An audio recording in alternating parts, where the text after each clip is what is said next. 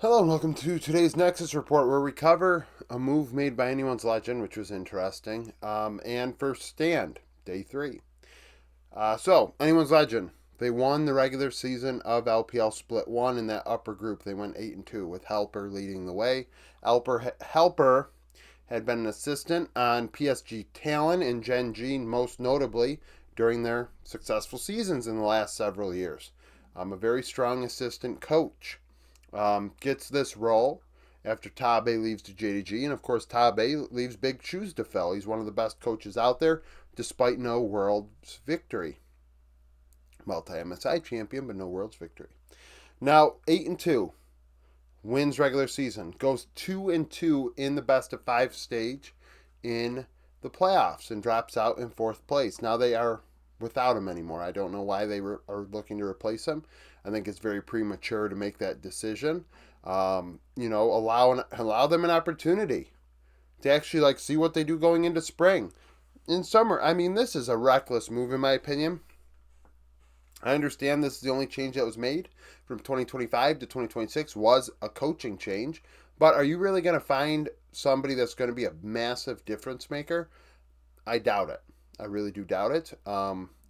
It's hard to improve on this team because fourth place, you could argue, will probably be a Worlds team. Have an opportunity to go to Worlds and at the end of the season, with LCK and LPL as the two regions, I assume to have 4 teams at the event. So I don't like that move at all. Helper leaving is puzzling if it's anyone's legend's decision. Now, as far as first stand today, these might be our two most lopsided games so far, series, out of the 6 that we've seen. First BLG G2, it was, I mean, there were moments where G2 kept it within reason, but couldn't get the job done in what was roughly an 80-20 split in terms of control going in BLG's favor.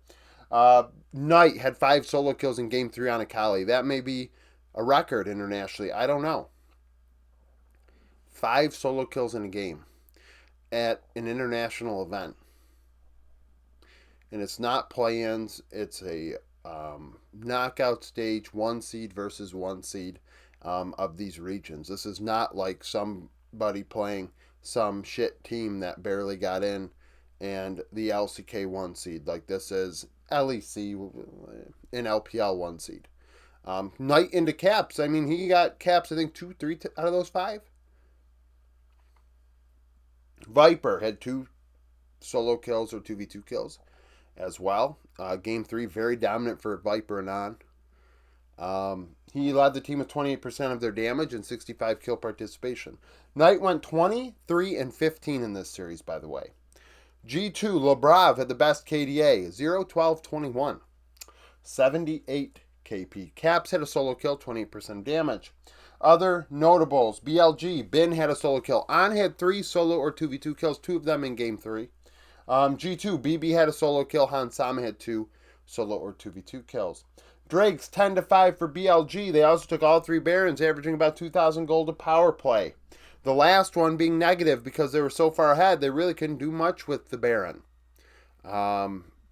Honestly, Game 3 was almost damn near a perfect game angle for a long time. They crushed them in Game 3. Absolutely smoked them. I thought G2 would take a game in this one. I thought this was a 3-0. But I thought G2 would find a draft and find an opportunity. And they were competitive at some points, but BLG were just way, way better. It is clear that this is Gen G and BLG's tournament, and we're just living in it.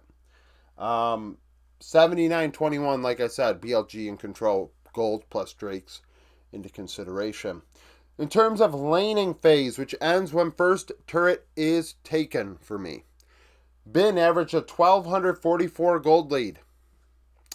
Shun 218, which I will say, Skuman was competitive in that matchup, being behind only 200 gold. Relative to everybody else, everyone else is terrible, and Skuman is at least within shouting distance. Knight 900 gold lead on average. The bot lane duo 1261. We do the math, 2178. 2179. 2397.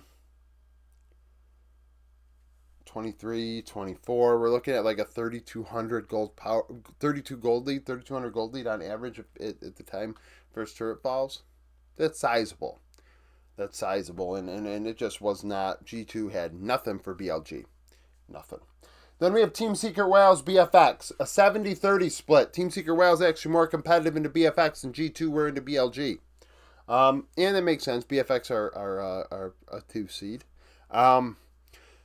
But today, very predictable. Tomorrow, very predictable. This is what happens when you have a draw that is, with the pools the way they are, it was just heavily predictable on how this series was going to go. You could literally map it out, how this tournament would be. And when would we have competitive matches? Well, we're going to have them in the beginning, and then we're not going to have any more until the end. Because we had to have we had to try and get CBLOL, LCS, and really try to get that. And then, maybe we'll have an LEC angle at some point. Probably not. I don't know. It feels like some things are forced, even if it's random with our pools and limiting what could happen in terms of how the tournament goes. Regardless, Vikla had a solo kill going 14-4 and 31. I thought Dyer would keep up with him. It really wasn't the case. Diable, 3 solo or 2v2 kills, only 25% of the team's damage. A wide spread. Kellen, 70 KP. His toe had 3 solo kills. I don't know why I put 2 down. I think he had 3. His toe has shown in this tournament, despite not winning a game, that he is world class. That kid is the real deal. Playing internationally, when everything is falling around you and you still are competitive, this top side lead says something. Especially the jungle matchup. 9, 9, and 25, 83 KP. Pun, 3 solo kills with 33% of his team's damage. They gave Pun the ball in games 1 and 2. They struggled. Game 3, they led for a large portion. And Pun on Ornn. But at the same time, they were almost able to get something done in that one. Like I said, they were more competitive in this one than G2 into BLG. Other notable solo kills. Clear had 3. Raptor had 2. Team Secret Whales, Eddie, and BA both had a solo 2v2 kill. Drake's 8-3 for BFX. They took both Barons, averaging a 46-62 gold lead. I don't know why I put that in blue, but 4,700 gold power plays for BFX really put the games away. And 71-29 split. Laning phase, Pun into Clear. What a show by Pun. Averaging an 855 gold lead at the time the first turret fell. His toe 473. So topside 13-28 in favor of Team Secret Whales. Now the problem is Vikla and Dyer was a 978 gold difference, and the bot lane duos was 998. So in the end, you got 1876.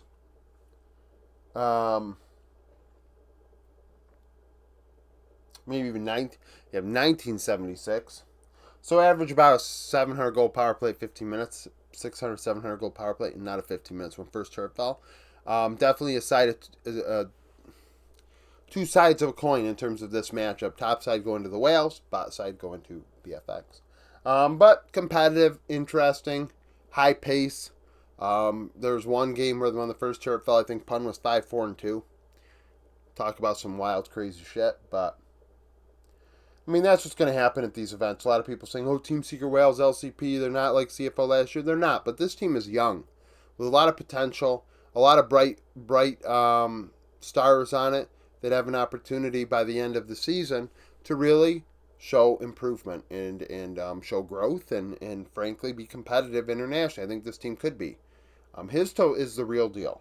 And Pun is looking like one of the best top laners statistically once more in the minor regions, even into this matchup into Clear. Him winning it is notable. I've always felt Clear leaves a lot to be desired. Raptor, a little bit too. And in this matchup, him losing to his toe is notable in my opinion. 2 solo kills or whatever. His toe had 3. In his toe, that's the only matchup. I mean, he really set a pace. So that's it. That's it for the video. Thank you for watching. If you liked the video, like it. Subscribe to the channel for daily League of Legends content. Follow me on Twitter. Join the Discord. Become a YouTube supporter. And hope to see you again tomorrow.